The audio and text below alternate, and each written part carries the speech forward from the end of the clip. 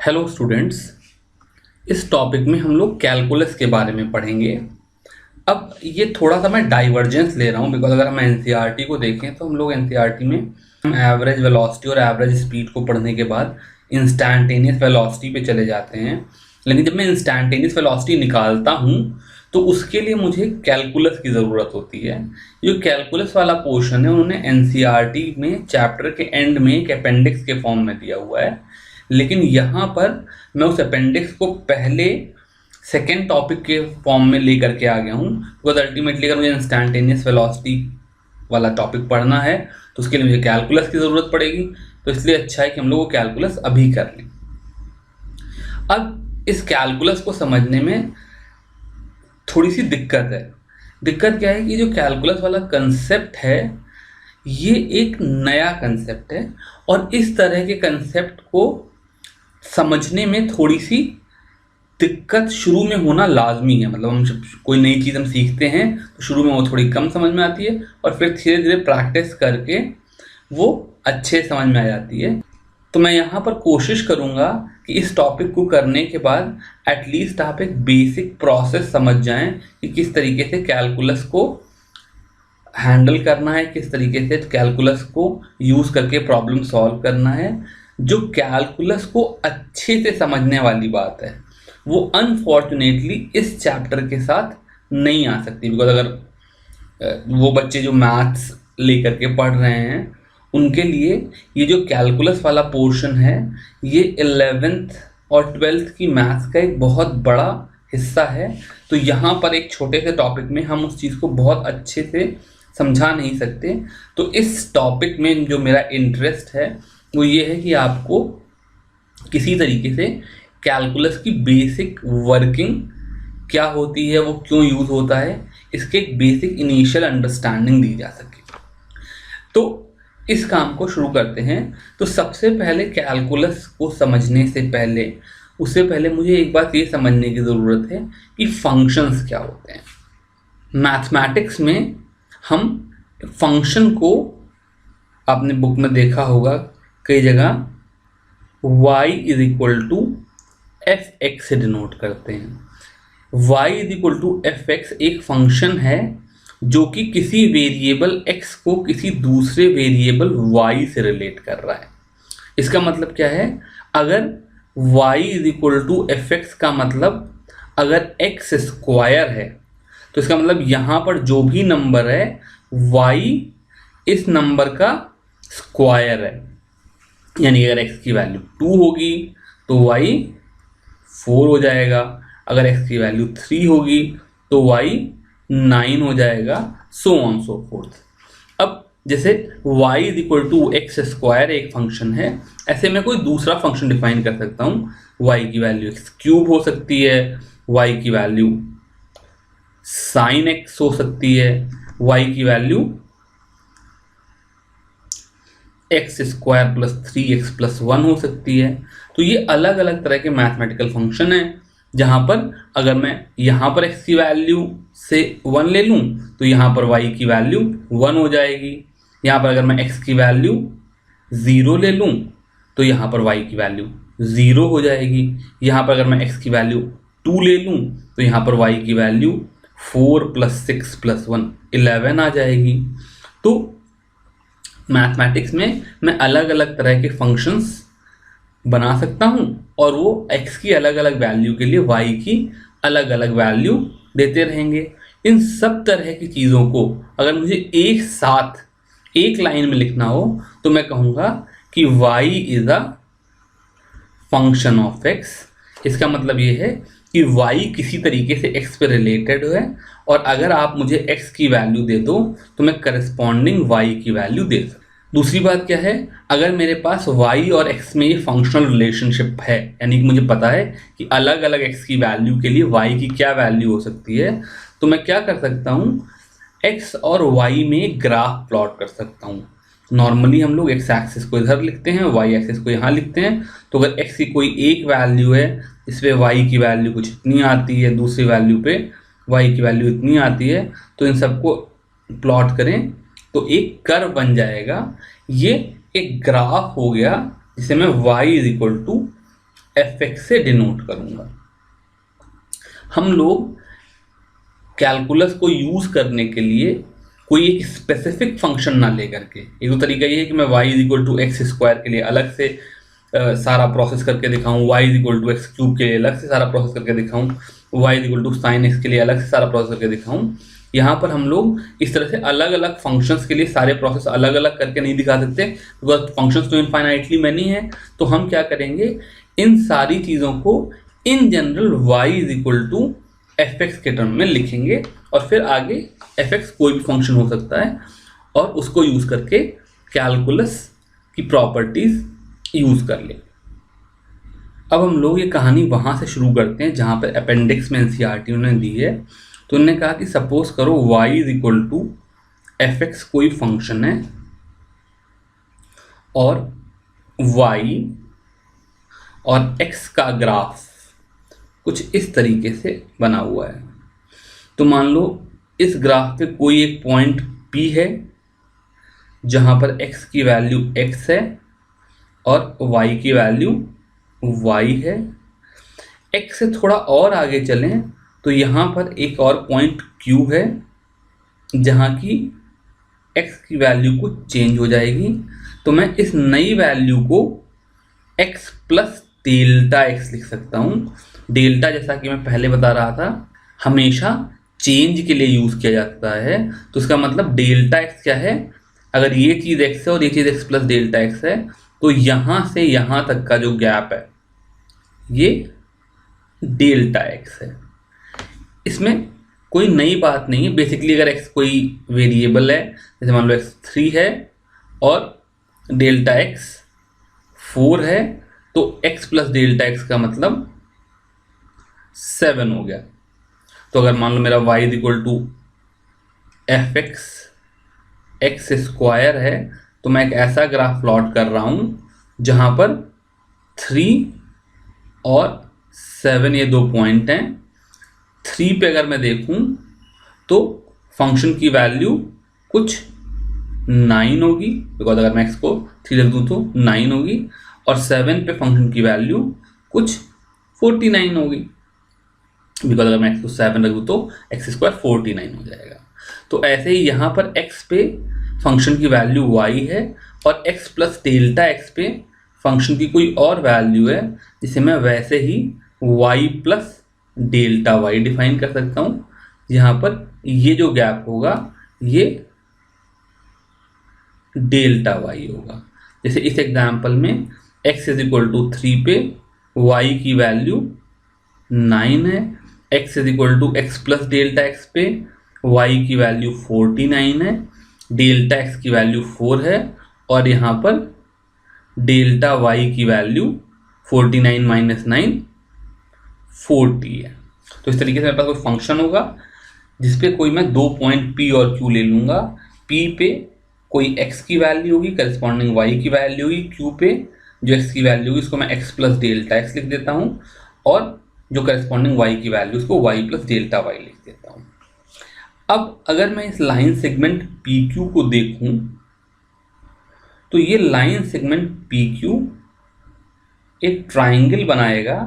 अगर मैं P से x एक्सिस के पैरेलल एक लाइन खींचूं और Q से y एक्सिस के पैरेलल एक लाइन खींचूं और से इसको मैं इस पॉइंट को R लिख दूं, तो इस ट्राइंगल PQR में R एक राइट एंगल है, और ये जो एंगल है, सपोज करो इस एंगल को मैं थीटा कहता हूँ, ये थोड़ा सा साफ नहीं बना पर ये थीटा है। तो जो इस लाइन PQ का स्लोप होगा, स्लोप कंसेप्ट हम समझते हैं, इसको मैं tan थीटा से डिफाइन करूँगा, और इसकी वैल्यू QR बाई PR हो जाएगी। QR की वैल्यू डेल्टा y है और PR की वैल्यू डेल्टा x है, तो इसकी value delta y by delta x हो जाएगी। यानी कि किसी भी फंक्शन के लिए अगर मैं दो पॉइंट लूँ तो जो delta y by delta x होगा वो उन दोनों पॉइंट को जोड़ने वाले लाइन सेगमेंट का स्लोप हो जाएगा, और ये स्लोप क्या दिखा रहा है, ये change in y by change in x दिखा रहा है। इसे मैं कह सकता हूं rate of change of y with respect to x. अब डिपेंडिंग अपॉन वाई क्या फंक्शन है, एक्स क्या फंक्शन है, ये जो चेंज है ये हमारे लिए फिजिकली बहुत इंपॉर्टेंट क्वांटिटी है। जैसे मान लो वाई डिस्प्लेसमेंट होता, एक्स टाइम होता, तो rate of change of displacement पर यूनिट टाइम मेरे वेलोसिटी दे देता।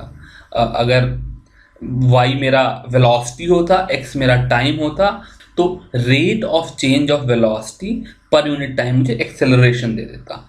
तो जो rate of change of one physical quantity with respect to other physical quantity है, ये फिजिक्स में बहुत इंपॉर्टेंट है। अब मैं यहाँ पर देखूँ तो जो delta y by delta x है, ये एक तरह से average rate of change of y with respect to x है। अब सपोज करो मेरा ये जो गैप x और x प्लस डेल्टा एक्स के बीच में है, यानी कि मेरा जो गैप डेल्टा एक्स है, इसको मैं बहुत छोटा कर दूं। इसको लिखने के लिए मैं एक सिंबल बनाता हूं। मैं कहता हूं limit delta x tending to 0 delta y by delta x. यानी कि जैसे इस एग्जाम्पल में जो मेरा 3 और 7 के बीच का गैप था वो 4 यूनिट्स का था, जो कि एक बड़ा गैप था। अब मैं इस गैप को छोटा कर दूं, और छोटा कर दूं मतलब बहुत बहुत बहुत ज़्यादा छोटा कर दूं, मतलब 3 और 3.00000 इनफाइनाइटली मैनी जीरोज और 1 जैसा कर दूं, तो भी ये जो क्वांटिटी है delta y by delta x, यहाँ पे डेल्टा वाई भी बहुत छोटा हो जाएगा, डेल्टा एक्स भी बहुत छोटा हो जाएगा, लेकिन delta y by delta x की कोई फाइनाइट वैल्यू आ जाएगी, और वो जो वैल्यू होगी इसे मैं d y by d x से डिनोट करूंगा। यहाँ पर ध्यान देने वाली बात यह है कि जो d y by d x है, ये d into y upon d into x नहीं है। बहुत लोगों को लगता है d y by d x है तो ऊपर नीचे डी को कैंसिल कर दें और खाली ये वाई बाई एक्स हो जाएगा, लेकिन ये वाई बाई एक्स नहीं है, ये d y by d x है, जहाँ पर डी भी डेल्टा की तरह से चेंज को रिप्रेजेंट करने का एक सिंबल है। तो डी वाई का मतलब है infinitely small change in y, और डी एक्स का मतलब है infinitely small change in x. और जो d y by d x होता है, इसको मैं rate of change of y with respect to x कहता हूं। अब अलग अलग फंक्शन के लिए डिपेंडिंग अपॉन मेरा y is equal to f x क्या है, मेरा यहाँ से एक distinct d y by d x आ जाएगा। ये d y by d x कैसे आएगा, ये मैं एक एग्जाम्पल से करके दिखाता हूँ। सपोज करो जो मेरा फंक्शन है y, वो एक्स स्क्वायर, यानी जो फंक्शन था वो फॉर एग्जाम्पल मैंने एक्स स्क्वायर ले लिया, एक्स क्यूब भी हो सकता था, साइन एक्स भी हो सकता था, कुछ और भी हो सकता था। तो जो मैंने d y by d x की डेफिनेशन पीछे लिखी, वो मैंने क्या लिखा कि this is limit delta x tending to 0 delta y by delta x, जहाँ पर delta x is change in x और delta y is change in y. और मुझे क्या कर देना है, इन चेंजेस को बहुत स्मॉल कर देना है और फिर देखना है इसकी वैल्यू क्या आएगी। तो सपोज करो पहले की तरह से मैं कहूँ कि मेरे पास एक पॉइंट था P जिसके कोऑर्डिनेट x कॉमा वाई थे, एक पॉइंट था Q जिसके coordinate x plus delta x comma y plus delta y थे। तो यहाँ से मैं लिख सकता हूँ कि y की वैल्यू एक्स स्क्वायर है, क्योंकि जो मेरा फंक्शन है वो y is equal to x square है, और y प्लस डेल्टा वाई की वैल्यू x प्लस डेल्टा एक्स का होल स्क्वायर है, जिसे मैं x square plus 2x delta x plus delta x का होल स्क्वायर लिख सकता हूँ। अब मैं इसको इक्वेशन 1 लिखूँ, इसको इक्वेशन 2 लिखूँ, इक्वेशन 2 में से इक्वेशन 1 सब्ट्रैक्ट कर दूँ, तो यहाँ से मेरी डेल्टा वाई की वैल्यू कितनी आ जाएगी, ये आ जाएगी x square plus 2x delta x plus delta x square minus x square. तो ये एक्स स्क्वायर और ये एक्स स्क्वायर कैंसिल हो गया। यहां पर मैं फिर से लिख देता हूं, ये सब्ट्रैक्टिंग 1 फ्रॉम 2 कर रहा हूं, तो डेल्टा वाई की वैल्यू आ गई 2x delta x plus delta x का होल स्क्वायर। अब ये डेल्टा वाई की वैल्यू अगर मैं यहाँ पे सब्सटीट्यूट कर दूं तो dy बाई डी एक्स की वैल्यू क्या हो जाएगी, limit delta x tending to 0 2x delta x plus delta x का whole square upon delta x. अब मैं न्यूमरेटर से अगर डेल्टा एक्स कॉमन ले लूं, मेरे पास बचेगा 2x plus delta x upon delta x, ऊपर नीचे डेल्टा एक्स कट गया, क्योंकि डेल्टा एक्स मैं क्या कर रहा हूँ, this is a small number, this is a number tending to 0, ये बहुत छोटा नंबर है पर 0 नहीं है, तो ऊपर डेल्टा एक्स और नीचे डेल्टा एक्स मैं इन दोनों को कैंसिल कर सकता हूँ, because what ever it is not 0। अगर ये डेल्टा एक्स खुद 0 हो जाता तो मैं 0 बाई 0 कैंसिल नहीं कर सकता था, लेकिन यहाँ पर कैंसिल कर पा रहा हूँ क्योंकि ये बहुत ही छोटा नंबर है। अब जो मेरे dy बाई डी एक्स की वैल्यू आ गई वो क्या हो गई, limit delta x tending to 0 2x। अब इस फॉर्म को और इस फॉर्म को देखो, अगर मैं यहां पर देखूं और यहां पर मैं डेल्टा एक्स की जगह पर 0 पुट कर दूं, क्योंकि डेल्टा एक्स बहुत ही छोटा नंबर है, तो जो मेरा न्यूमरेटर है ये भी 0 आ जाएगा, जो डिनोमिनेटर है ये भी 0 आ जाएगा, और यहां पर इसका कोई मतलब नहीं रह जाएगा। लेकिन अगर मैं थोड़ा सा सिंप्लीफाई कर लूं तो यहां पर इसकी वैल्यू, ये मैंने मिस कर दिया, 2x प्लस डेल्टा एक्स होगी। अब अगर डेल्टा एक्स बहुत छोटा हो तो dy बाई डी एक्स की वैल्यू 2x हो जाएगी। तो अब इस चीज को मैं समराइज करूं तो क्या होगा कि मेरे पास y कोई फंक्शन ऑफ x होगा, जैसे यहां पर एक्स स्क्वायर था, और मुझे किसी तरीके से यहाँ पर rate of change of y with respect to x लिखना है, जो कि कोई दूसरा फंक्शन होगा जिसकी वैल्यू यहाँ पर 2x थी। ये कैसे निकालते हैं, ये अपने आप में एक बहुत लंबा प्रोसेस है। जैसे मैंने एक्स स्क्वायर के लिए निकाला, ऐसे अगर एक्स क्यूब के लिए निकालना हो, साइन एक्स के लिए निकालना हो, कॉस एक्स के लिए निकालना हो, तो मुझे बार बार ये प्रोसेस रिपीट करके ये अलग अलग फंक्शन के डेरिवेटिव निकालने पड़ेंगे। यानी अगर एक्स स्क्वायर है तो उसका डेरिवेटिव 2x है, एक्स क्यूब है तो उसका डेरिवेटिव कुछ इतना है, साइन एक्स है तो उसका डेरिवेटिव इतना है। ये मुझे बार बार ये कैलकुलेशन करके निकालने पड़ेंगे। फिलहाल फिजिक्स की इस क्लास के लिए मुझे ये कैलकुलेशन खुद से बार बार नहीं करने, मैथ्स में जब हम करेंगे तो वहाँ पर करना होगा, पर फिजिक्स में मुझे ये कैलकुलेशन बार बार नहीं करने।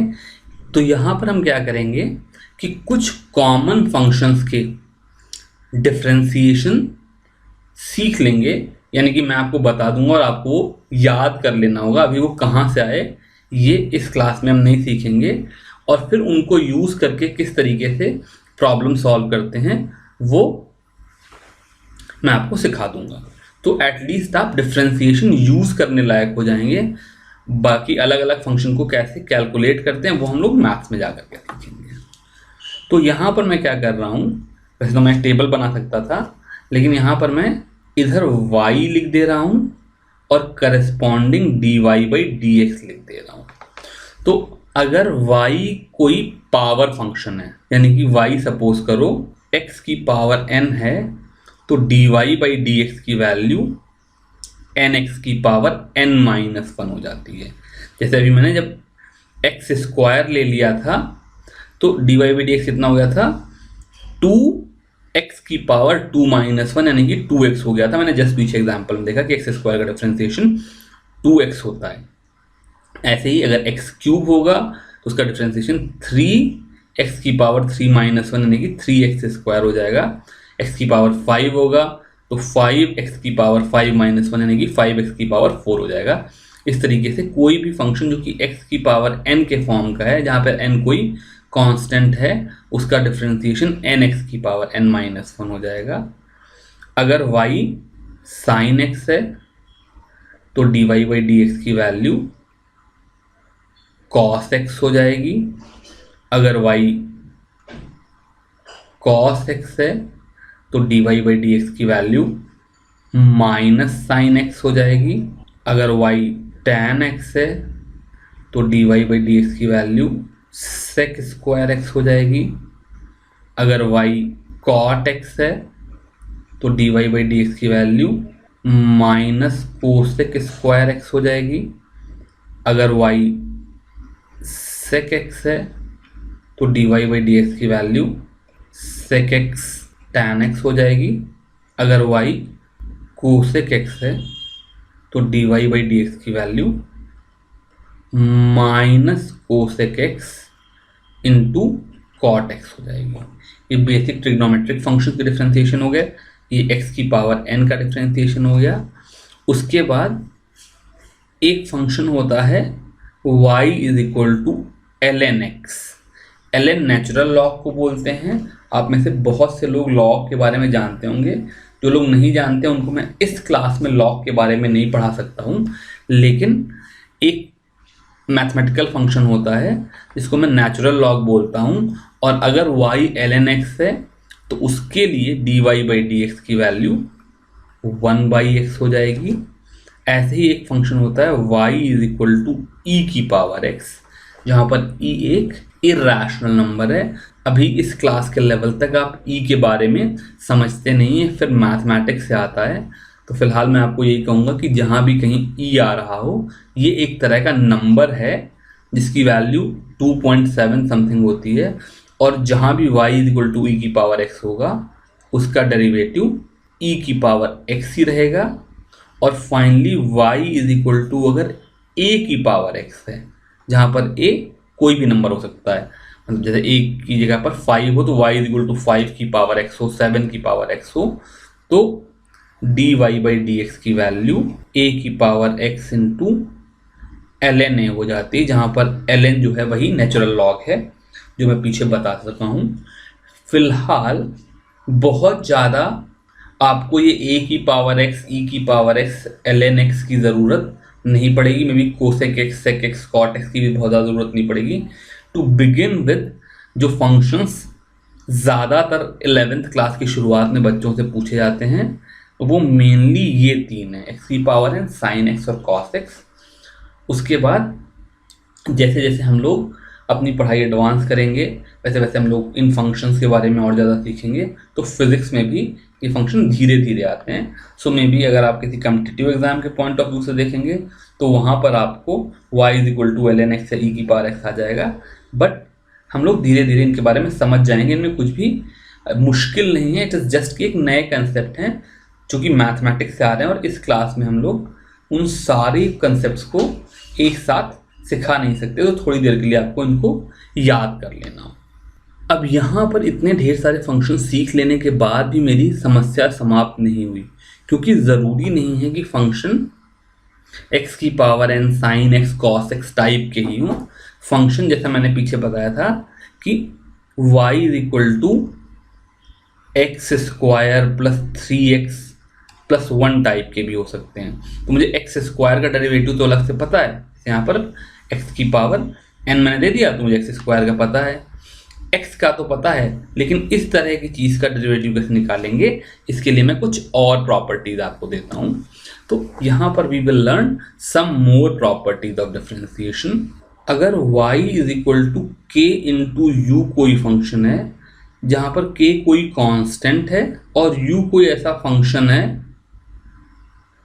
जिसका डिफरेंशिएशन मुझे पता है, जैसे मान लो y is equal to 5x square है, तो पहली प्रॉपर्टी ये आई कि dy by d x is equal to k into d u by d x. इसका मतलब क्या हुआ, अगर y is equal to 5x square है तो dy बाई डी एक्स की वैल्यू कितनी हो जाएगी, 5 इंटू एक्स स्क्वायर का डिफरेंशिएशन। और एक्स स्क्वायर का डिफरेंशिएशन क्या हुआ, एक्स स्क्वायर एक्स की पावर n के टाइप की चीज़ है, जहाँ पे n की वैल्यू 2 है, तो इसका डिफरेंशिएशन n एक्स की पावर n माइनस 1 हो जाएगा जो कि 2x हो जाएगा, यानी कि dy बाई डी एक्स की वैल्यू 5 इंटू 2x हो जाएगी जो कि 10x हो जाएगी। एक और एग्जाम्पल करते हैं। सपोज करो y की वैल्यू 1/3x³ हो तो dy/dx की वैल्यू जो कांस्टेंट है वो बाहर आ जाएगा, इनटू x³ का डिफरेंशिएशन हो जाएगा। तो फिर वही x की पावर n वाला कंसेप्ट लगाएं, जहां पे n की वैल्यू अब 2 की बजाय 3 हो गई है, तो इसकी वैल्यू 3x की पावर 3 - 1 यानी कि 3x² आ जाएगी, और dy/dx की वैल्यू x² आ जाएगी। तो इस तरीके से अगर y = k × u हो तो dy/dx की वैल्यू k × du/dx हो जाती है। ये पहला रूल है। नेक्स्ट प्रॉपर्टीज है कि अगर y = u ± v हो, यानी दो ऐसे फंक्शन का सम y इनका अलग अलग डिफरेंशिएशन मुझे पता हो, तो dy/dx = du/dx प्लस या माइनस dv/dx आ जाएगा, जहां पर du/dx इस फंक्शन u का डिफरेंशिएशन है और dv/dx इस फंक्शन v का डिफरेंशिएशन है। जैसे सपोज करो एग्जांपल लूँ, y की वैल्यू x³ + x² होती, तो यहाँ पर dy/dx की वैल्यू क्या हो जाती, x³ का डिफरेंशिएशन प्लस x² का डिफरेंशिएशन। x³ का डिफरेंशिएशन 3x² हो जाएगा और x² का डिफरेंशिएशन 2x हो जाएगा, तो x³ + x² का डिफरेंशिएशन 3x² + 2x हो जाएगा। जैसे मैं पीछे बात कर रहा था, y को अगर मैं x² + 3x + 1 लूँ तो dy/dx की वैल्यू क्या हो जाएगी, x² का डिफरेंशिएशन जो कि 2x है, मैं कई बार निकाल ही चुका, फिर 3x के डिफरेंशिएशन में 3 तो कांस्टेंट है, इसको बाहर ले लेंगे, और x को मैं x की पावर 1 लिख सकता हूँ। तो जो x की पावर 1 का डेरिवेटिव होगा वो क्या होगा, 1 × x की पावर 0 n × x की पावर n - 1, तो 1 × x की पावर 0 मतलब 1 ही होगा, तो ये होगा 2x + 3 × 1 यानी कि +3 प्लस 1 का डेरिवेटिव। अब 1 जो है, 1 क्या बल्कि अगर मैं कोई भी कांस्टेंट टर्म ले लूँ, चाहे मतलब 1 ले लूँ या 5 ले लूँ या 7 ले लूँ, ऐसे कोई भी कांस्टेंट टर्म ले लूँ, तो इसको मैं 1 × x की पावर 0 या फिर 5 × x की पावर 0 या 7 × x की पावर 0 लिख सकता हूँ, बिकॉज x की पावर 0 तो 1 ही होता है। तो इसका मतलब किसी भी कांस्टेंट टर्म का डेरिवेटिव क्या हो जाएगा, अगर मेरा फंक्शन k है, इसे मैं k × x की पावर 0 लिख सकता हूँ, तो इसका डेरिवेटिव हो जाएगा k × 0 × x की पावर -1 जो कि 0 हो जाएगा। यानी कोई भी कांस्टेंट टर्म होगा तो उसका डेरिवेटिव हमेशा 0 होता है। तो x² + 3x + 1 का डेरिवेटिव 2x + 3 हो जाएगा। अच्छा, यहाँ पर मैंने जो दोनों एग्जाम्पल लिए उसमें प्लस ही लिया था, पर अगर कहीं मान लो बीच में यहाँ पे माइनस का साइन होता तो यहाँ पर 2x - 3 हो जाता। तो इस तरीके से मैं एडिशन और सब्ट्रैक्शन ऑफ अ फंक्शन में सिंपली जब डिफरेंशिएशन करूंगा तो उन फंक्शंस के डेरिवेटिव का समय डिफरेंस आ जाएगा। अगला कंसेप्ट है, अगर y मान लो किन्हीं दो फंक्शंस का प्रोडक्ट हो, u और v कोई दो फंक्शन हो जिनका प्रोडक्ट हो y, और मुझे u का डिफरेंशिएशन नहीं पता हो, v का डिफरेंशिएशन नहीं पता हो, तो dy/dx = u × dv/dx plus v × du/dx। मतलब एक को एज सच रख के दूसरे को डिफरेंशिएट कर दो, फिर पहले दूसरे वाले को एज सच रख के पहले वाले को डिफरेंशिएट कर दो और दोनों को ऐड कर देना है। जैसे सबसे पहले तो मैं एक एग्जांपल लेता हूँ, मान लो y को मैं x की पावर 5 लूँ, तो वैसे तो मैं इसको डायरेक्टली जानता हूँ, इसकी वैल्यू 5x की पावर 5 - 1 यानी कि x की पावर 4 आ जाएगा। तो मुझे पता है कि x की पावर 5 का डेरिवेटिव 5x की पावर 4 है, लेकिन मैं इसको x की पावर 5 न रख करके सपोज करो वेरीफाई करने के लिए x² × x³ ले लूँ, यानी कि जो मेरा u है वो x² है और v जो है वो x³ है। तो यहाँ से dy/dx की वैल्यू कितनी आ जाएगी, x² × dv/dx, यानी कि 3x² x³ का derivative 3x² plus x³ cube into d u by d x, यानी कि एक्स स्क्वायर का डेरिवेटिव यानी कि 2x, तो ये हो जाएगा 3x की पावर 4 प्लस 2x की power 4 is equal to 5x की पावर 4। तो मैंने यहाँ पे वेरीफाई कर लिया कि जो लॉ है, तो मैंने यहाँ पे वेरीफाई कर लिया कि जो रूल है ये सही है। अब यहाँ पर तो मुझे पहले से x की पावर 5 का डिफ्रेंसिएशन पता था, लेकिन सपोज करो कोई और केस हो जहाँ पर y की वैल्यू हो sine x into cos x, तो मैं क्या करूँगा, मैं लिखूँगा d y by d x is equal to sine x into differentiation of cos x. अब मुझे याद है, आपको मोस्ट प्रोबेबली वो जो टेबल मैंने बनाई थी वो याद नहीं होगी, तो टू बिगिन विद शुरू में प्रैक्टिस करने के लिए उस टेबल को अपने साथ लिख करके रख लो, जहाँ भी ज़रूरत पड़े उसको देख लो, धीरे धीरे करके ये चीज़ें याद हो जाएंगी। तो कॉस एक्स का डेरिवेटिव वहाँ से माइनस साइन एक्स आ जाएगा और प्लस v यानी कि cos x into d u by d x, जो कि साइन एक्स का डेरिवेटिव है, जो कि फिर उस टेबल से देखोगे तो कॉस एक्स आ जाएगा।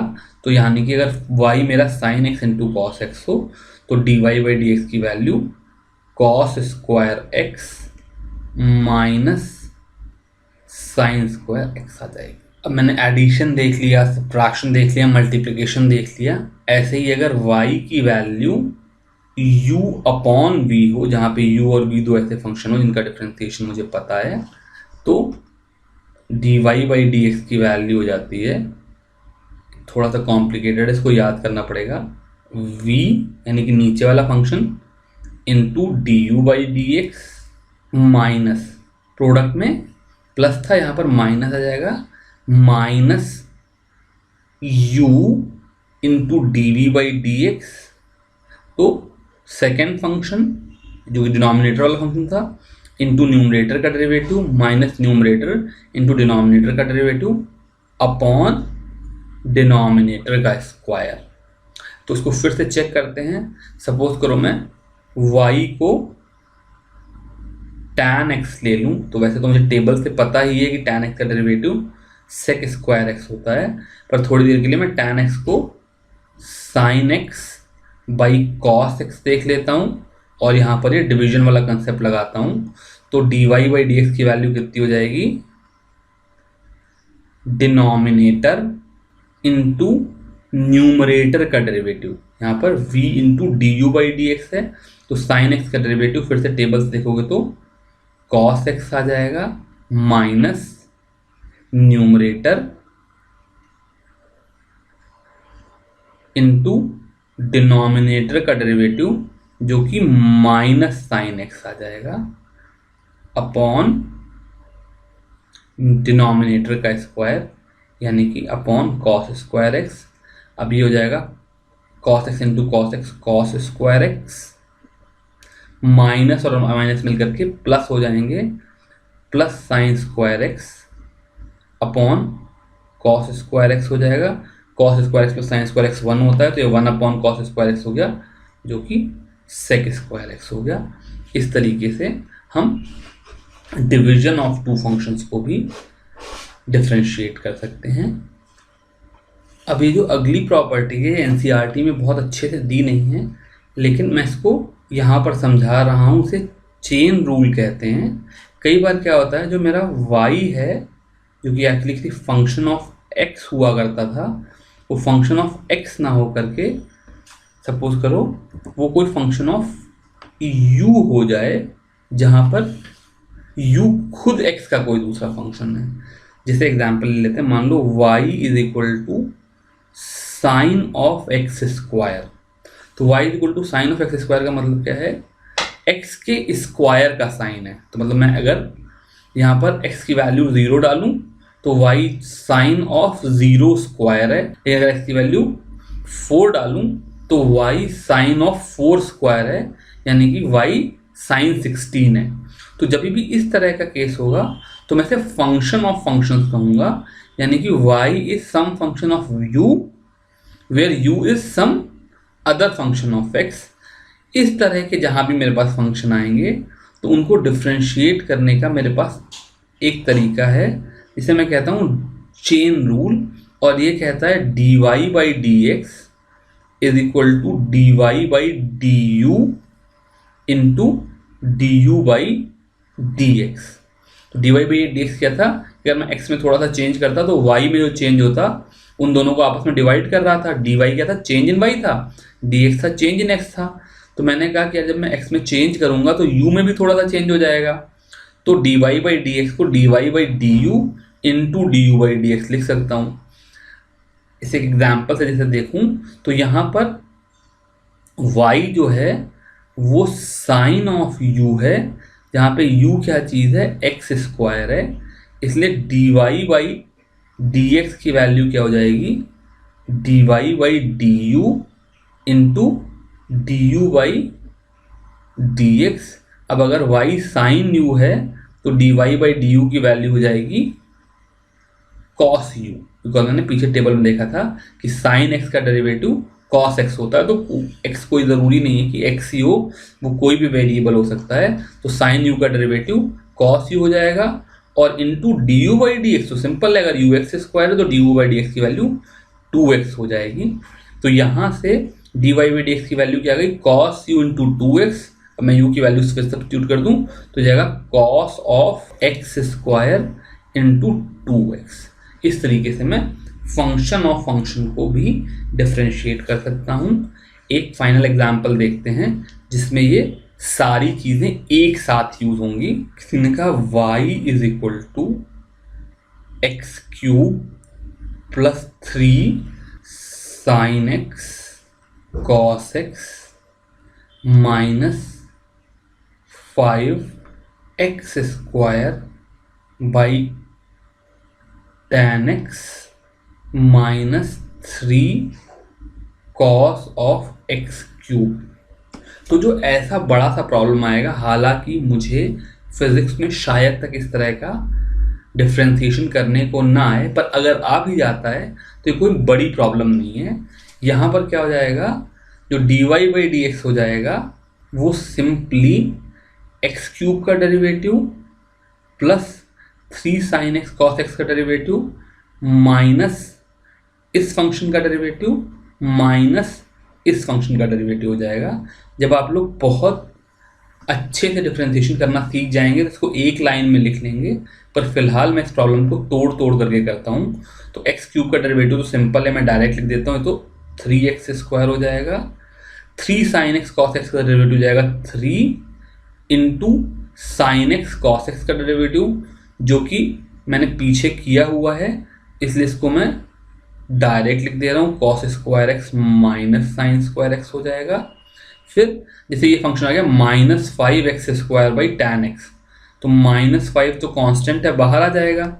और अगर मेरा x square by tan x का मुझे डेरिवेटिव चाहिए तो ये डिवीजन वाला कंसेप्ट है। तो फॉर्मूला एक बार फिर से निकाल के देख लो, ये है डिनोमिनेटर इनटू न्यूमरेटर का differentiation minus numerator into denominator का डिफरेंशिएशन अपॉन डिनोमिनेटर का स्क्वायर।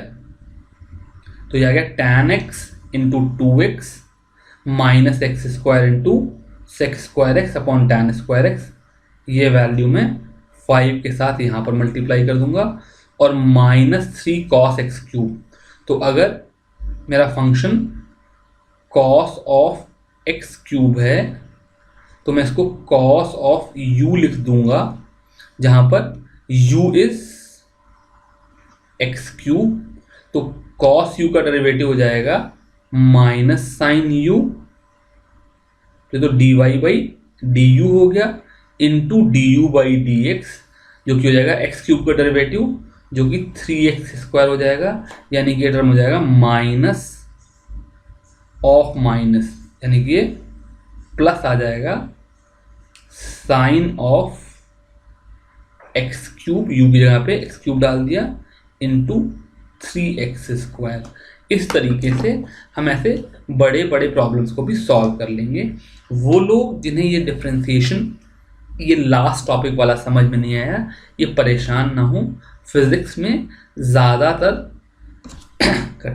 फिजिक्स में इस तरह के डिफरेंशिएशन शायद कभी भी मुझे करने ना पड़े, लेकिन जो लोग सीखना चाहते हैं उनके लिए मैंने यहाँ पर ये करके दे दिया। तो अगर समझ में आया था तो बहुत अच्छा, अगर नहीं समझ में आया तो भी बहुत अच्छा। With this we finish this topic about differentiation. Thank you.